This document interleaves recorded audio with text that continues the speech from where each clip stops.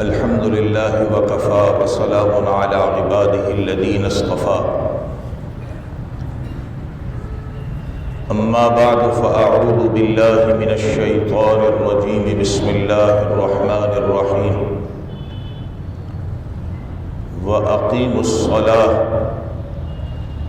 قرآن کریم کا ایک حصہ تلاوت کیا ہے۔ دعا ہے کہ اللہ تبارک و تعالی اس کا صحیح مفہوم بیان کرنے کی اور ہم سب کو اس پر عمل کرنے کی توفیق نصیب فرما دے۔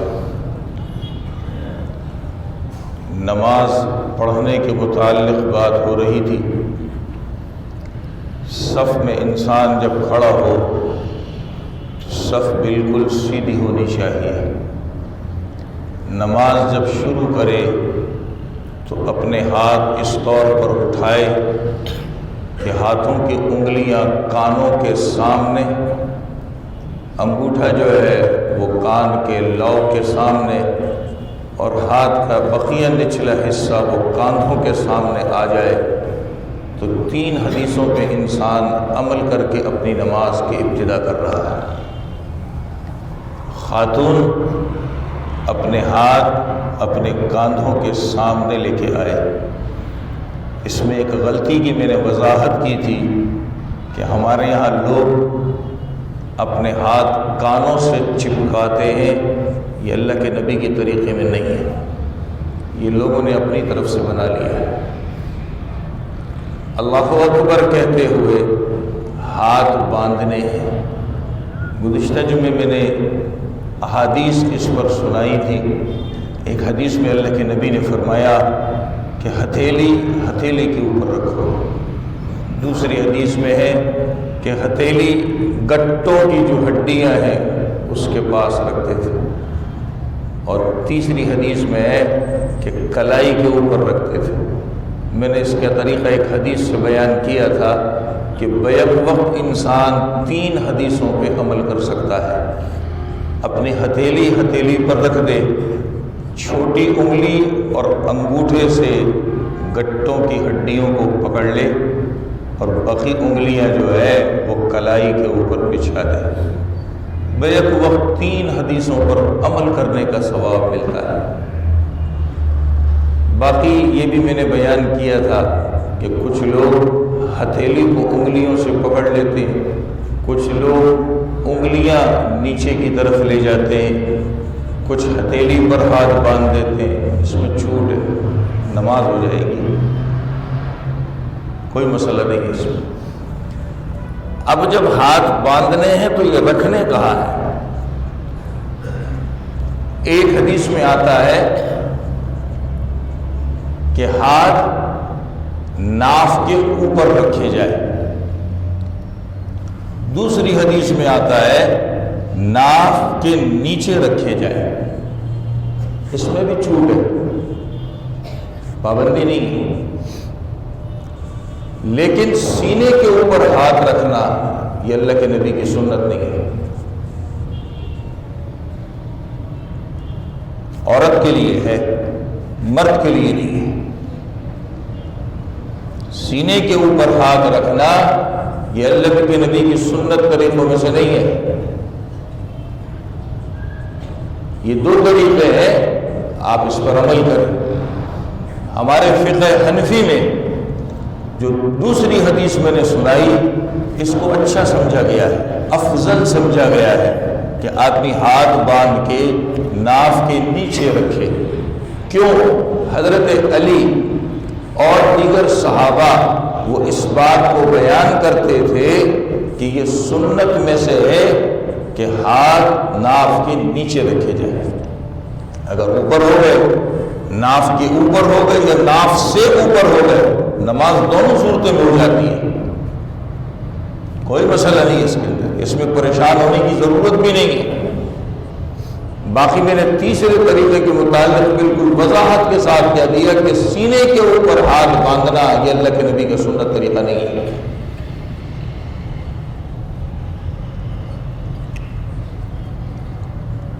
کتابوں میں ایک نکتہ لکھا ہے،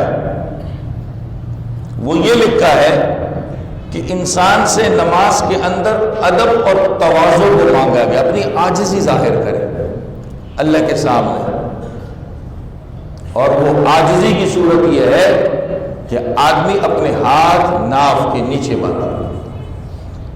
اور بعض جگہ اس کی مثال دی ہے، جیسے بادشاہ ہوتا ہے، بڑا آدمی ہوتا ہے، اس کے سامنے آدمی ادب کے ساتھ کھڑا ہوتا ہے تو وہ ادب کا طریقہ یہ ہے. یہ مثال دی ہے، ایک ادب کا طریقہ بیان کیا ہے. باقی جو چھوٹ تھی احادیث سے وہ میں نے پہلے بیان کر دی ہے.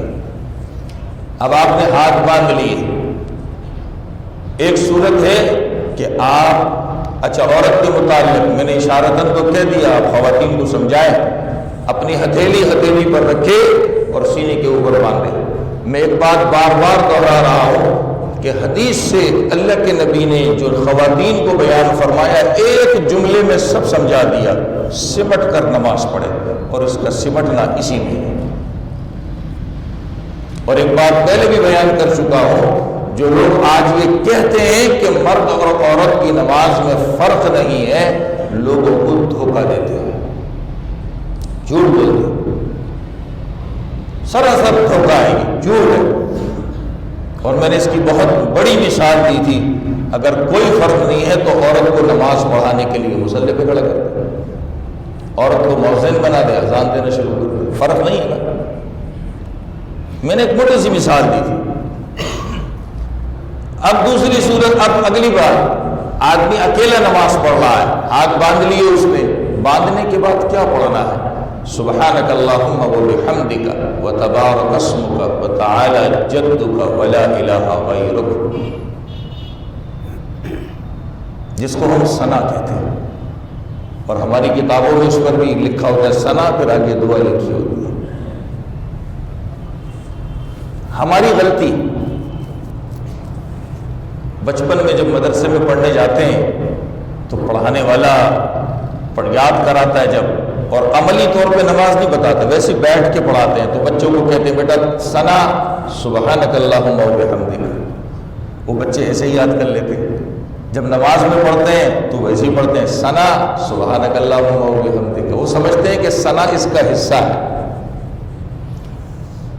کچھ عرصے پہلے مجھ سے کچھ لوگوں نے بھی یہ پوچھا کہ ہم تو آج تک اس طرح کرتے آئے. میں نے کہا اس سے نماز نہیں ہوتی. اس لیے دماغ میں بٹھا لیں کہ آپ نے ثنا سے نہیں پڑھنا، آپ نے کہاں سے پڑھنا ہے؟ سبحانک اللہم سے پڑھنا ہے. ثنا اس کا حصہ نہیں، اس کا نام ہے. تو بچپن کی ایک عادت پڑ جاتی ہے تو آدمی کی زبان سے بے ساختہ نکل جاتا ہے. اس میں خیال کرنا ہے، ایسا نہ ہو کہ ہم اپنی نماز کو خراب کرنے والے ہوں. ایسے ہی حضور اکرم صلی اللہ علیہ وسلم سے دوسری دعا بھی منقول ہے، انی وجہت وجہی للذی فطر السماوات والارض حنیفا وما انا من المشرکین. اس کو توجیہ کہتے ہیں، جیسے اس کو ثنا کہتے ہیں اس کو توجیہ کہتے ہیں. جس کو یہ یاد ہو یہ پڑھ لے، جس کو ثنا یاد ہو ثنا پڑھ لے. چھوٹ ہے، ہمیں اختیار دیا ہے. لیکن ہمارے یہاں یہ ثنا کو کیوں پڑھا جاتا ہے، اس کو افضل کیوں سمجھا جاتا ہے؟ اگر اس کی وجہ جان لیں گے تو انشاءاللہ بات سمجھ آ جائے گی. یہ جو ہم پڑھتے ہیں سبحانک اللہم، یہ قرآن کریم کی آیات تھی کسی زمانے میں، یہ قرآن کا حصہ تھا. چنانچہ حضرت ابی بن کعب رضی اللہ تعالیٰ عنہ کا جو قرآن کا نسخہ تھا اس میں یہ آیت کے طور پہ لکھا ہوا تھا. پھر نبی کے زمانے میں ہی نبی کے اوپر ہی اس کو قرآن سے ہٹا دیا گیا. اب یہ قرآن کی آیت نہیں ہے، دعا کے طور پر. پہلے یہ قرآن کی آیت تھی، اللہ نے اس کو منسوخ کر دیا، اللہ نے ختم کر دیا اس کو. اب یہ دعا کے طور پر ہے. اور مسلم شریف کی روایت میں ہے کہ اللہ کے نبی اس کو پڑھا کرتے تھے سبحانک اللہم وبحمدک. ماشاءاللہ سب کو آتی ہوگی دعا، نہیں آتی نماز کی چھوٹی سی کتاب لے لیں. آج کل تو موبائل ہے، اس کے اوپر اپلیکیشن موجود ہے، لوڈ کر لیں اس کو. آخر میں انشاءاللہ ہم بھی بتا دیں گے جہاں یہ سب لکھا ہوا ہے، وہ آپ اس کو اپنے موبائل میں لوڈ کریں، اس کو تھوڑا تھوڑا سیکھتے رہے. یہ قرآن کا حصہ تھی کسی زمانے میں، پھر اس کو اللہ تعالیٰ نے ختم کر دیا. اب یہ ہمارے درمیان دعا کی صورت میں موجود ہے، اس لیے ہم لوگ اس کو اچھا سمجھ کے افضل سمجھ کے اپنی نماز میں پڑھتے ہیں. اس کی وجہ یہ، اگر کوئی دوسری دعا پڑھتا ہے انی وجہت، وہ بھی اللہ کے نبی سے ثابت ہے، اللہ کے نبی نے پڑھی، وہ یاد کر کے وہ بھی پڑھ سکتے ہیں. جس کے گھر میں حسن حسین کتاب ہو اس میں یہ دعا لکھی ہوئی ہے، انی وجہت وجہی للذی فطر السماوات والارض حنیفا، یہ پوری دعا لکھی ہوئی اس کے اندر، یاد کر لے اس کو، کبھی وہ پڑھ لے کبھی یہ پڑھ لے، مرضی ہے، کوئی پابندی نہیں ہمارے اوپر۔ اکیلے نماز پڑھنے والا اب یہ ثنا پڑھے گا، ثنا پڑھنے کے بعد اعوذ باللہ پڑھے گا، اعوذ باللہ پڑھنے کے بعد بسم اللہ پڑھے گا۔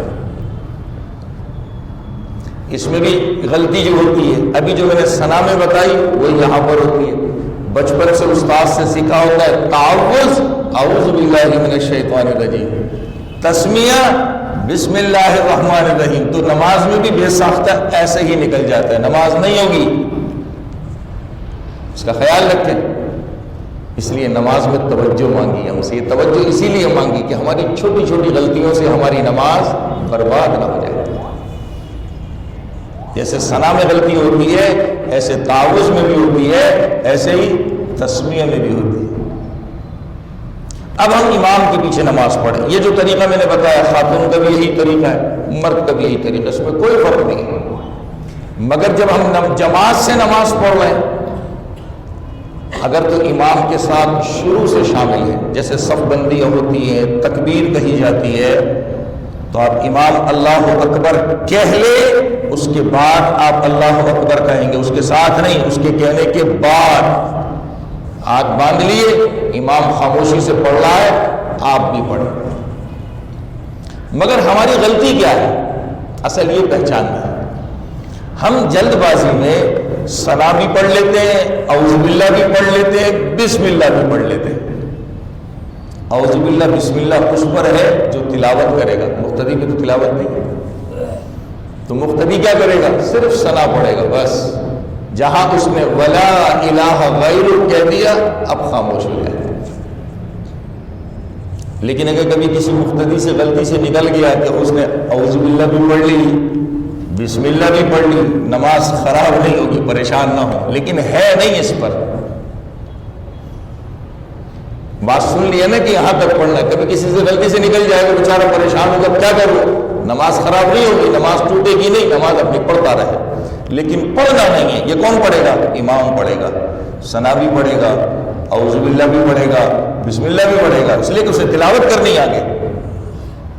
اگر مقتدی سے کبھی غلطی سے یہ نکل جائے تو اس کی نماز خراب نہیں ہوگی، میں بار بار دہراتا ہوں اس بات کو، پریشان نہ ہوا کرے اس سے۔ اب ہوتا کیا ہے، نماز شروع ہے، کوئی آدمی بعد میں آتا ہے، کوئی آدمی بعد میں آتا ہے، درمیان میں جب امام مثال ہے فاتحہ پڑھ رہا ہے، سورت پڑھ رہا ہے، ایک رکعت ہو گئی، 2 رکعتیں ہو گئی، وہ درمیان میں شامل ہوتا ہے، اب اس کے ذمہ کیا ہے؟ اللہ اکبر پڑھے، ہاتھ اٹھائے، باندھے اور امام کو سننا شروع کر دے، اس پر ثنا نہیں، بعد میں آنے والے پر نہیں ہے، اس نے اس کی جگہ چھوڑ دی۔ اس کی جگہ کب تھی پڑھنے کی؟ جب امام کے ساتھ شروع سے تھا، پہلی تکبیر سے تھا، بعد میں آ رہا ہے اب نہیں پڑھے گا، اس لیے کہ اب حکم الگ ہے، وہ انشاءاللہ بھی بتاتا ہوں کیا ہے۔ یہ مسئلہ میں دوبارہ سمجھا دیتا ہوں، جو آدمی تاخیر سے پہنچے کہ امام ثنا پڑھ چکا ہے، اس کے بعد پہنچا، اب وہ کسی بھی وقت پہنچے، اس پر تکبیر کہہ کر کے نماز میں شامل ہونا ہے، اس پر ثنا نہیں ہے، اس کا وقت گزر گیا۔ اب اگر آپ سوچیں کہ ہم نے پڑھ لی ہے، نماز خراب نہیں ہوگی، نماز ہو جائے گی۔ ایسے ہی ایک مسئلہ اور سن لیں، کبھی آدمی اکیلے نماز پڑھتا ہے، اس سے ثنا بھول جاتی ہے، چھوڑ دیتا ہے، اعوذ باللہ بھی چھوڑ دیتا ہے، بسم اللہ بھی چھوڑ دیتا ہے، اور ڈائریکٹ وہ نماز شروع کر دیتا ہے الحمدللہ رب العالمین سے، نماز ہو جائے گی۔ اکیلا نماز پڑھنے والا، اکیلا، خاتون ہو یا مرد ہو، اس نے ثنا بھی چھوڑ دی، اعوذ باللہ بھی چھوڑ دی، بسم اللہ بھی چھوڑ دی، اللہ اکبر کہہ کے ہاتھ باندھے اور نماز پڑھنا کہاں سے شروع کر دیا؟ الحمدللہ رب العالمین سے، نماز ہو جائے گی، کوئی پریشان ہونے کی ضرورت نہیں۔ یہ سب پڑھنا سنت ہے، سنت اگر نماز میں رہ جائے ثواب میں کمی آتی ہے، نماز نہیں ٹوٹتی اس سے۔ پھر میں دوبارہ اس بات کی طرف آ رہا ہوں، جو مقتدی امام کے ساتھ بعد میں شامل ہو رہا ہے تو وہ مقتدی جب امام ثنا پڑھ چکا ہے اب اس کے اوپر نہیں ہے، اب وہ اللہ اکبر کہے اور سننا شروع کر دے کہ امام کیا پڑھ رہا ہے۔ مقتدی جو امام کے پیچھے ہے اس پر قرت نہیں ہے، کسی حدیث میں نہیں ملے گا آپ کو کہ مقتدی کو کہا ہو کہ امام کے پیچھے قرت کرو، کہیں نہیں ملے گا، کہیں نہیں ملے گا۔ جو میں تو الفاظ کہہ رہا ہوں، مقتدی امام کے پیچھے نماز پڑھنے والا، کسی حدیث میں آپ کو نہیں ملے گا کہ اس کو کہا ہو کہ امام کے پیچھے قرت کرے۔ نبی نے فرمایا انما جعل الامام لیؤتم بہ، تمہارے لیے امام اس لیے بنایا گیا ہے تم اس کی اقتداء کرو۔ اور پھر آگے کیا فرمایا؟ اذا قرأ، جب وہ تلاوت کر رہا ہے، فانصتوا، خاموش ہو جاؤ۔ قرآن کیا کہتا ہے؟ اذا قرئ القرآن، جب قرآن پڑھا جائے، پارہ 9 کے اندر موجود ہے، سورہ انفال سے پہلے ایک صفحے پر دیکھ لیں اس کو۔ اذا قرئ القرآن، قرآن پڑھا جائے، خاموش ہو جاؤ۔ جن نمازوں میں آپ کو آواز نہیں آتی، میں مطلب اور تشریح کے ساتھ بتا رہا ہوں، جن نمازوں میں آپ کو آواز، ظہر کی نماز ہے، عصر کی نماز ہے، آپ کو تلاوت کی آواز نہیں آتی ہے، قرآن کیا کہتا ہے؟ خاموش ہو جاؤ۔ اور جن میں آواز آتی ہے کہا اس کو سنو، یہ آیت ہے، فاستمعوا له، سنو جب آواز آتی ہے، وانصتوا، آواز نہیں آتی خاموش رہو۔ ظہر اثر میں آواز نہیں آتی، خاموش رہنا ہے۔ باقی نمازوں میں آواز آتی ہے، وہ جو پڑھ رہا ہے اس کو سننا ہے، کیا پڑھ رہا ہے، کیا پڑھ رہا ہے، سننا ہے اس کو۔ اب آدمی اکیلا نماز پڑھ رہا ہے، ثنا پڑھ لی، اعوذ باللہ پڑھ لی، بسم اللہ پڑھ لی، آگے اس نے الحمد پڑھنی ہے، سورہ فاتحہ پڑھنی ہے، اور اس کے بعد اس کو سورت ملانی ہے آگے۔ ایک بات ہمیشہ یاد رکھ لیں، اکثر بیچارے لوگ پریشان ہوتے ہیں، اکثر بیچارے پریشان ہوتے ہیں۔ یہ جتنی فرض نمازیں ہیں، فرض نمازیں فجر، ظہر، عصر، مغرب، عشاء، ان کی صرف 2 رکعتوں میں تلاوت ہے، پہلی 2 رکعتوں میں فاتحہ بھی اور سورت بھی۔ اس کے علاوہ جتنی نمازیں ہیں اس کی ہر رکعت میں فاتحہ بھی ہے اور سورت ملانا بھی ہے۔ کچھ بیچارے لوگ آگے پوچھتے ہیں، بہت پریشان ہوتے ہیں کہ ہم تو سنتیں بھی ایسے پڑھتے تھے، پہلی 2 رکعتوں میں سورت ملاتے تھے، باقی میں نہیں ملاتے، اس سے نماز نہیں ہوتی۔ میں نے آسان الفاظ میں سمجھا دیا، جتنی فرض نمازیں ہیں اس کی تو پہلی 2 رکعتوں میں الحمد بھی ہے، سورت ملانا بھی ہے، اس کے علاوہ وتر پڑھیں، سنت پڑھیں اور نفل پڑھیں، اس کی ہر رکعت میں الحمد بھی پڑھنی ہے، سورت بھی ملانی ہے۔ اگر ایک پیس میں سے چھوڑ دیا سجدہ سہو کرنا پڑے گا، دونوں چھوڑ دیے کسی رکعت میں نماز نہیں ہوگی۔ میرے خیال سے اس سے آسان الفاظ میں یہ مسئلہ نہیں ہو سکتا۔ پھر عرض کیے دیتا ہوں، وتر کی نماز ہو، سنت ہو، نفل ہو، ہر رکعت میں الحمد بھی پڑھنی ہے، سورت بھی ملانی ہے۔ الحمد اور سورت میں سے کوئی ایک چیز چھوٹ گئی، الحمد پڑھ لی، سورت چھوٹ گئی، سورت پڑھ لی، الحمد چھوٹ گئی، آخر میں سجدہ سہو کر لے، نماز ہو جائے گی۔ لیکن اگر دونوں چھوڑ کے کسی رکعت میں نہ الحمد پڑھی نہ سورت پڑھی، نماز ہی نہیں ہوگی، اس لیے کہ خیرت کرنا فرض ہے، نماز نہیں ہوگی۔ لہذا اکیلا نماز پڑھنے والا اس چیز کا خیال کرے۔ اگر ایک چیز چھوٹ جاتی ہے، کبھی الحمد چھوٹ گئی، بھول گیا بیچارہ، کبھی سورت بھول گیا، آخر میں سجدہ سہو کر لے، چاہے وہ فرض نماز ہو، چاہے سنت ہو، چاہے نفل ہو، کوئی ایک چیز چھوٹ جائے آخر میں سجدہ سہو کر لے، نماز ہو جائے گی۔ لیکن اگر دونوں چیزیں چھوڑ دی، اکیلا نماز پڑھ رہا ہے، الحمد بھی نہیں پڑھی کسی رکعت میں، سورت بھی نہیں پڑھی، خاموش کھڑا رہا، یا بیچارے کو کھڑے کھڑے نیند آ گئی، پھر رکوع میں چلا گیا، سوچوں میں گم تھا، بھولے سے رکوع میں چلا گیا، نہ الحمد پڑھی نہ سورت پڑھی، نماز نہیں ہوگی، دوبارہ نماز پڑھو۔ یا بیچارے کو کھڑے کھڑے نیند آ گئی، پھر رکوع میں چلا گیا، سوچوں میں گم تھا، بھولے سے رکوع میں چلا گیا، نہ الحمد پڑھی نہ سورت پڑھی، نماز نہیں ہوگی، دوبارہ نماز پڑھو۔ کوئی ایک چیز چھوٹ گئی ہے، آخر میں سجدہ سہو کر لے، نماز ہو جائے گی۔ عورت کا بھی یہی مسئلہ ہے، مرد کا بھی یہی مسئلہ ہے، لیکن امام کے پیچھے مقتدی خاموش کھڑا رہے۔ ہاں، جن نمازوں میں الحمد امام ختم کرتا ہے، ہماری توجہ ہونی چاہیے، ہم لوگ غافل ہوتے ہیں۔ اللہ ہمیں نماز میں توجہ نصیب فرما دے، ہم غفلت میں نماز پڑھتے ہیں۔ جب امام پڑھے غیر المغضوب علیہم ولا الضالین، نبی نے فرمایا فقولوا آمین، تم آمین کہو۔ کیسے کہنا چاہیے؟ آدمی اتنا کہے کہ کم از کم اپنے دل کو تو سنا لے، اپنے کان کو نہیں۔ کس کو؟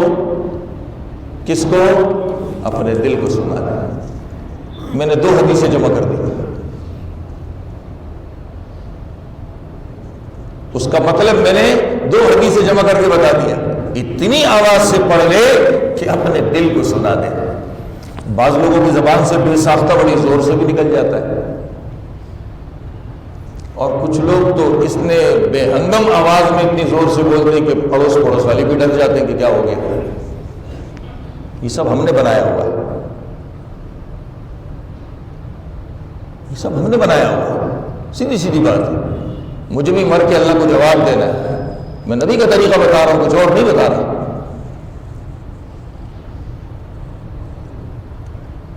اس کا فائدہ کیا ہے؟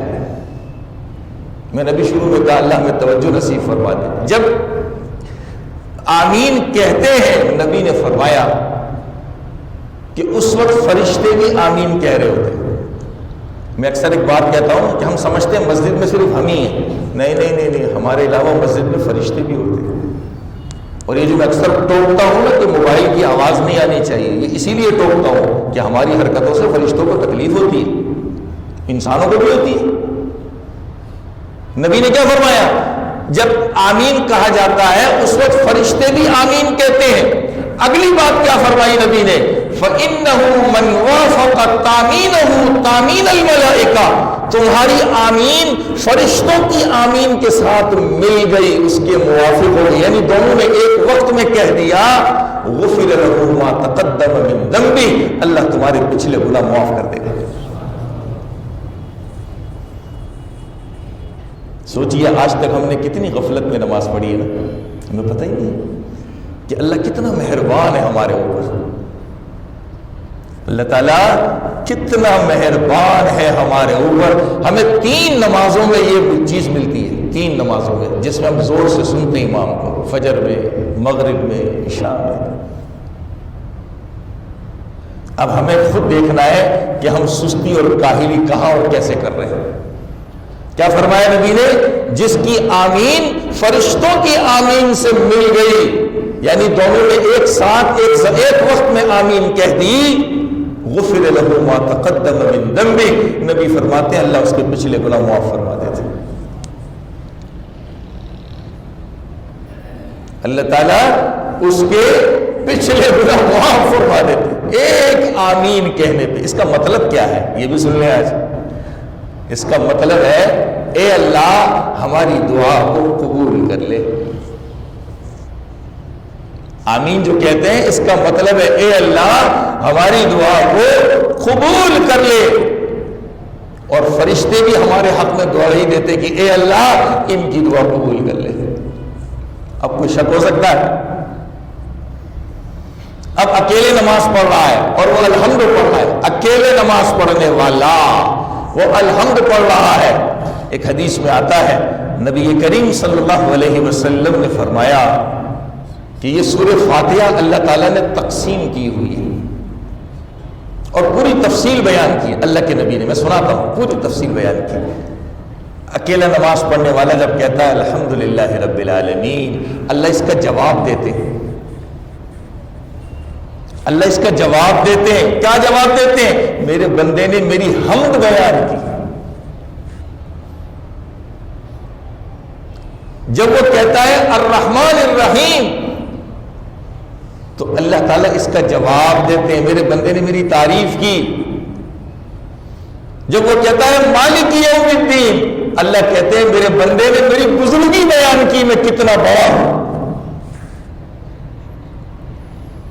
اس کے بعد کہتا ہے ایاک نعبد و ایاک نستعین، ہم اللہ سے کہتے ہیں اللہ ہم آپ کی عبادت کرتے ہیں اور آپ ہی سے مدد مانگتے ہیں،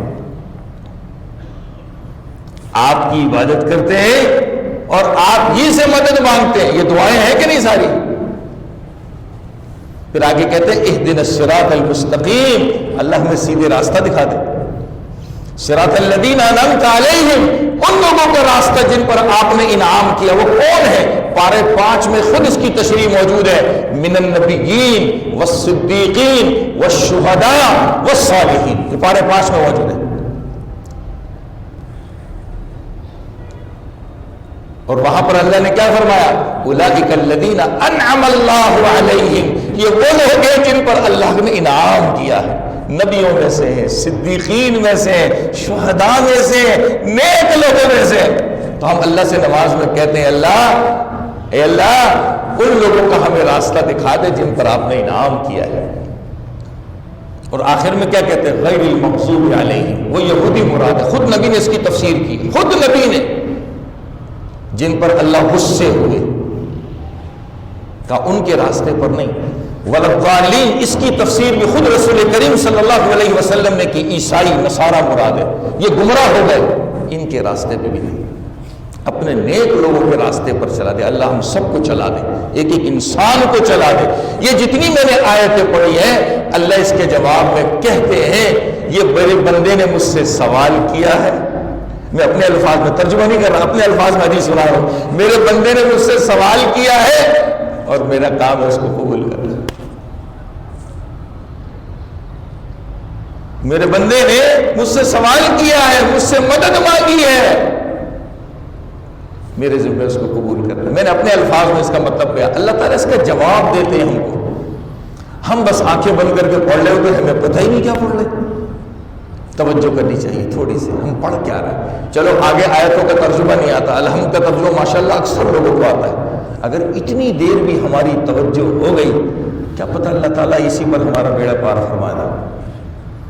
اور جب امام پڑھ رہا ہے آپ سنیں اس کو، آپ کو پڑھنا نہیں ہے۔ میں اکثر اس کی ایک مثال عام لوگوں کو سمجھانے کے لیے دیتا ہوں، ایک گاڑی کبھی 2 ڈرائیور مل کے چلاتے ہیں؟ چلاتے ہیں؟ نہیں چلاتے۔ اور یہ بات میں پہلے کہہ چکا ہوں آپ کو، شاید کسی کو بری لگے، کسی حدیث میں آپ کو نہیں ملے گا کہ مقتدی کو کہا ہو امام کے پیچھے فاتحہ پڑھو تلاوت کرو، کہیں نہیں ملے گا آپ کو۔ مل جائے مجھے بتا دینا۔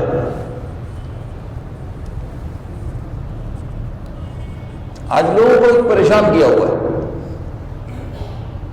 جب امام کے پیچھے ہیں آپ خاموش کھڑے سنیں، اور جب آواز نہیں آتی تو ایک حدیث میں اس کی وضاحت موجود ہے کہ اپنے دل کے اندر اس کو سوچے، امام فاتحہ پڑھ رہا ہے، فاتحہ میں یہ ہے، فاتحہ میں یہ، آواز نہیں آ رہی نا ظہر میں، عصر میں، اپنے دل میں اس کو سوچے، زبان سے نہیں، دل میں۔ اس میں ہے اقرأ بہا فی نفسک، اپنے دل کے اندر اس کا تصور کرو، سوچو اس کو کیا پڑھنا ہے۔ اکیلا نماز پڑھنے والا الحمد پڑھے گا، آگے سورت پڑھے جو اس کو آتی ہے، اس کے بعد رکوع میں جائے گا۔ اور جو امام کے پیچھے نماز پڑھ رہا ہے امام کو سنے، اور جب امام رکوع میں جائے تو اس کے ساتھ رکوع میں چلا جائے، اس کے ساتھ رکوع میں چلا جائے۔ آگے رکوع شروع ہو رہا ہے کہ نماز کا رکوع کیسا ہے، یہ انشاءاللہ آئندہ جو بحث کریں گے، اللہ ہمیں عمل کی توفیق نصیب فرما دے۔